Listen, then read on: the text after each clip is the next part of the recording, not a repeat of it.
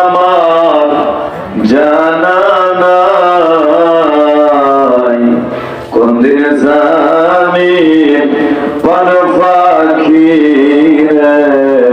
ওই রাজা লা ইলাহা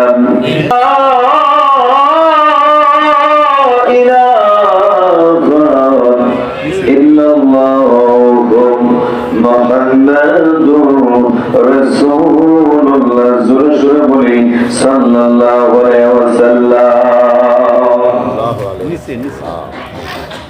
কিছু সাহাবা নবীর কাছে আসলেন, আয়েশা বললেন, ইয়া রাসূলুল্লাহ, ইয়া হাবিবাল্লাহ, আপনাকে আমরা মালিককেও চাই, আপনাকেও চাই, আল্লাহকে চাই, কিভাবে পাবো এটা একটু শিক্ষা দিয়ে দেন। একটু সুবহানাল্লাহ।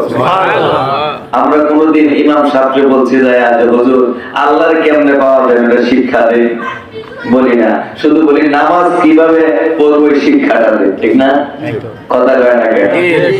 বলি কিভাবে রোজা রাখবো, সেহরি কখন খাবো এটা বলি, কিন্তু আসলে আল্লাহকে পাইতে গেলে কি দরকার এটা আমরা জানি না। কথা বলেন, নামাজ পড়লে আল্লাহ জান্নাতে দিবে এটা কোন জায়গায় আল্লাহ বলেন নাই। রাসূল বলছেন জান্নাতের চাবি, কিন্তু তার কথা তো হয় নাই। কথা বলেন না, চাবির কথা বলছেন, এটা হাতিয়া, কিন্তু তালাটা কি? তালাটা হলো আল্লাহর খুশি। আল্লাহু আকবার। নামাজ এটা হলো আল্লাহ তাআলার, এটা হলো আদেশ, এটা হলো ফরজে আইন। আবার বলি আল্লাহু আকবার। সাহাবারা বললেন, ইয়া রাসূলুল্লাহ, ইয়া হাবিবাল্লাহ, মালিককে কিভাবে পাবো শিক্ষা দিয়ে দেন। আল্লাহ তাআলা আসমানের মালিক, জমিনের মালিক ফেরেশতাকে প্রেরণ করে, জিবরাইলকে প্রেরণ করে দিলেন, ও জিবরাইল যাও আমার হাবিবকে বলে দাও, যে ব্যক্তি তার জীবনের চাইতে, বিবি বাচ্চার চাইতে, সকল সম্পদের চাইতে আমার নবীকে বেশি ভালোবাসবে, সেই ব্যক্তি চাই আমি আল্লাহকে পাইয়া যাবে। সুবহানাল্লাহ। তাহলে আমার আল্লাহকে পাইতে গেলে নবীকে ভালোবাসতে হবে, জীবনের চাইতে, যৌবনের চাইতে, সকল সম্পদের চাইতে। কথা বলেন ঠিক কিনা? নবীর ফেরেশতারা আইনা বললেন, আল্লাহ তোমার নবীকে আমরা জানাইলাম, তোমাকে পাইতে গেলে নবীকে বেশি ভালোবাসতে হবে। এখন যদি তোমার নবীকে চাই, আল্লাহ আমরা কি বলবো এটা আমাদেরকে শিখায়া দেন। কিতাবের ভিতরে পাওয়া যায়, সাহাবারা বললেন, ইয়া রাসূলুল্লাহ, ইয়া হাবিবাল্লাহ, আমার মালিক তো পাইলাম, আপনাকে ভালোবাসলাম, আমার মালিককে পাওয়া গেল, কিন্তু নবী গো আপনাকে কিভাবে পাবো এই শিক্ষাটাও আমাদেরকে দিয়া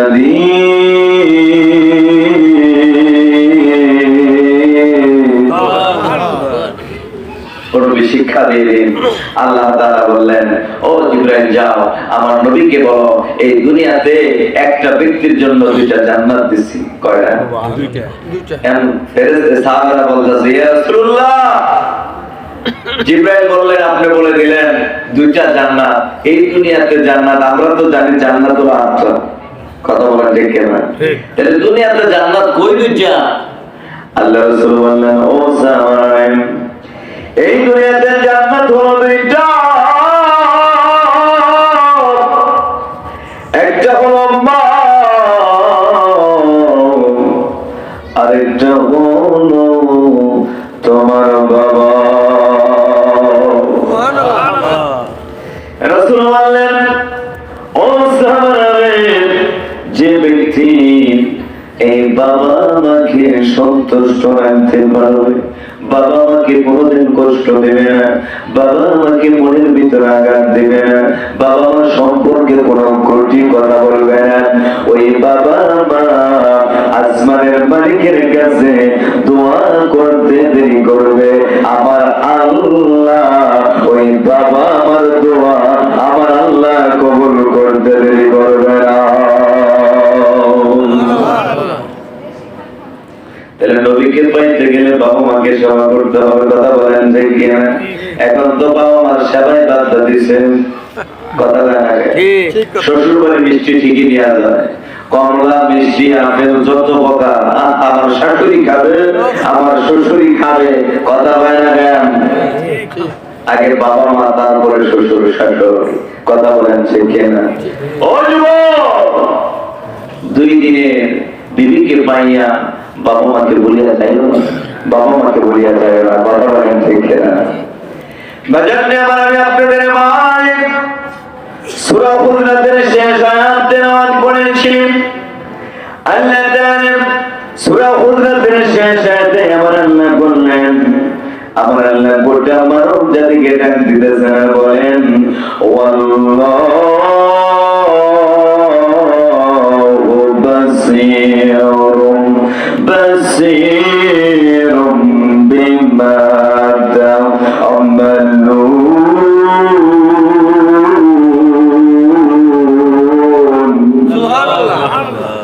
আল্লাহ একদম, ও দুনিয়ার মানুষেরা, তোমরা যে যাই জায়গার ভিতরে পাপ করো সেটা আমি আল্লাহ দেখি, অন্ধকারে পাপ করলো দেখি, আলোতে পাপ করলো দেখি, জঙ্গলে পাপ করলো দেখি, সাত সমুদ্রের দেশে যদি তুমি পাপ করো সেটাও আমি আল্লাহ দেখি, কথা বলেন মুসলমান ঠিক কিনা?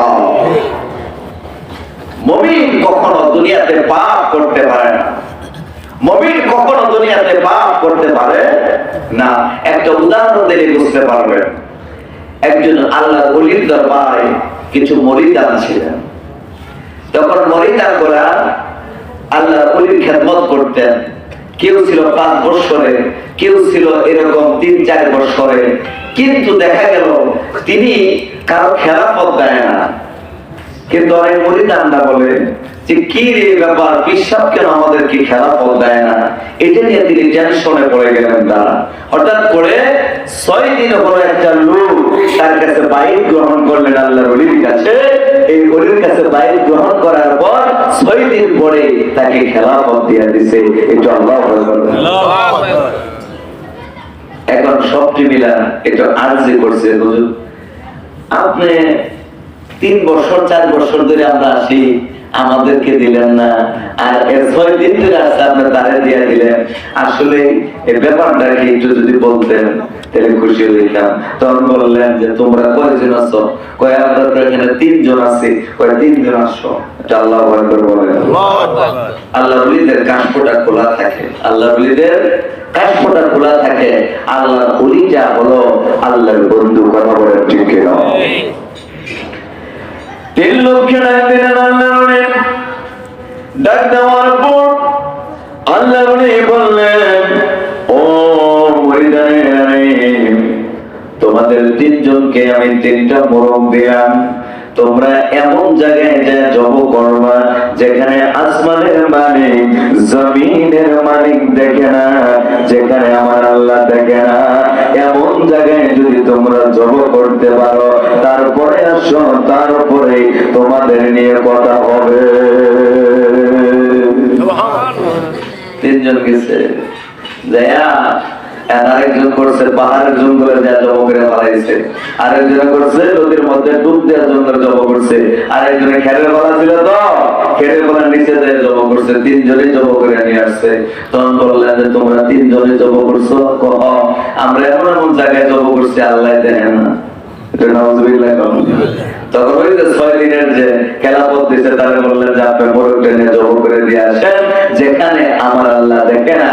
তখন এই লোকটা সাগরের পারে যায়, সেখানেও মালিককে পায়, পাহাড়ের দিকে যায়, সেখানেও মালিককে পায়, যখন তিনি অন্ধকারে যায় সেখানেও তিনি মালিককে পায়, জঙ্গলের ভিতরে যায় সেখানেও মালিককে পায়। তিনি আর জব করতে পারলেন না, চলে আসলেন। আসার পর তিনি পিসাবকে বললেন আমি জব করতে পারলাম না। কেন? করে এই জন্যই পারলাম না, যেখানে যাই সেখানে তো আল্লাহ দেখে। আল্লাহু আকবার। তখন আল্লাহ বললেন, ও মুরিদানেরা, আমি তার মাঝে যা পেয়েছি এজন্যই তাকে খেলাফত দিয়েছি। তোমরা জব বললা আল্লাহ দেখে না, তোমরা বললা আল্লাহ তো সব জায়গায় দেখে, কিন্তু তিনি বুঝতে পেরেছেন তোমরা বোঝো নাই, এজন্য তোমরা খেলাফত বলো না। বাজারে আমার কিতাবের ভিতরে পাওয়া যায় মালিক তো সব জায়গায় বিরাজমান, সব জায়গায় দেখে একজন আল্লাহর ওলি মানুষ গভীর রাত্রে বেলায় কিন্তু মহিলা মানুষ আল্লাহর ওলি মানুষ আল্লাহর দরবারে খালি কাঁদে আর কাঁদে। একদিন কান্না করে মালিককে বলে, মালিক গো, কিন্তু চুপটা ছিল হযরত আলী রাদিয়াল্লাহু তাআলা আনহুর যুগ। আল্লাহু আকবার। কোন কিতাবের আছে চুপটা হযরত ওমরের যুগ। আল্লাহু আকবার। কিন্তু হযরত আলী স্বপ্ন দেখেন যে একজন মহিলা তিনি মসজিদের নববীতে আল্লাহ রাসূল বসে আছে, এমন তো অবস্থা হযরত আলীও বসে আছে। ওই যে মহিলা রাত্রে বেলায় মালিককে ডাকে রে, ওই মহিলাটা আসছে, আসিয়া ওই মসজিদের নববীর দরজার সামনে দাঁড়ায় আছে। দাঁড়াইয়া ডাক দিলেন, আলী আসনি গো, আমি আমার নবীর জন্য কিছু তবারুক নিয়ে আসছি, তুমি মসজিদের নববীর দরজাটা খোলো। আল্লাহ নবী ডাকতে বললেন, তুমি দরজাটা খুলে দাও, এখানে একজন মহিলা মানুষ অপেক্ষা করতেছে।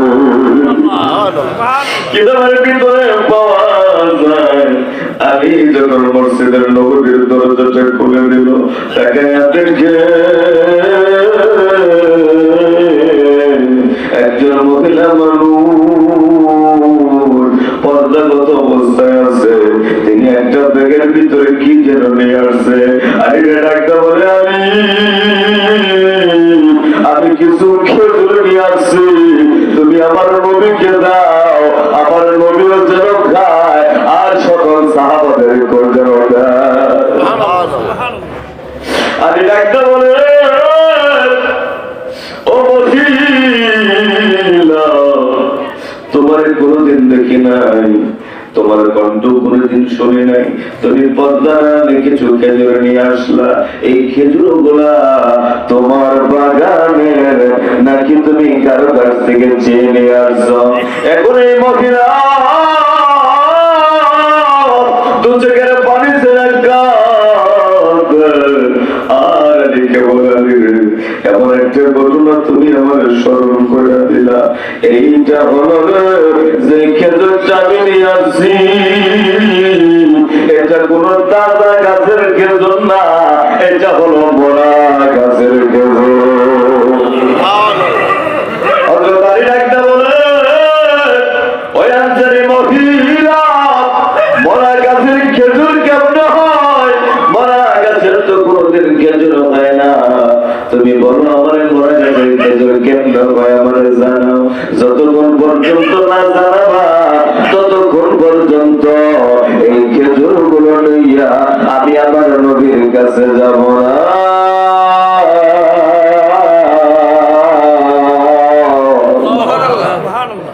আরে মহিলা দু চোখের পানি ছেড়ে কাঁদে আর বলে, ও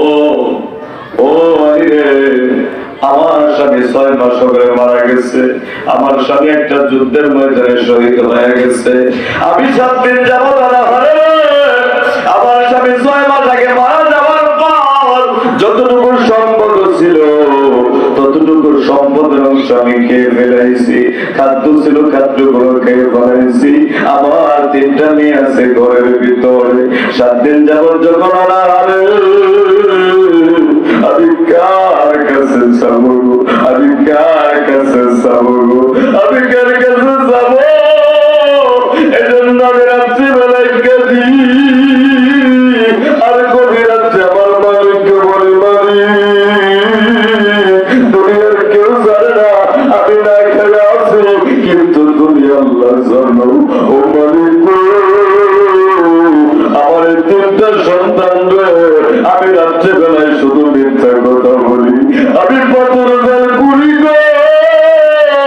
আমার সন্তান যখন বলে, মা তোমার কি রান্না হইল না, আমি তখন তাই বলি, তোমরা ঘুমাইয়া যাও, এই তো রান্না হইতেছে, রান্না শেষ হই নাই, তোমাদেরকে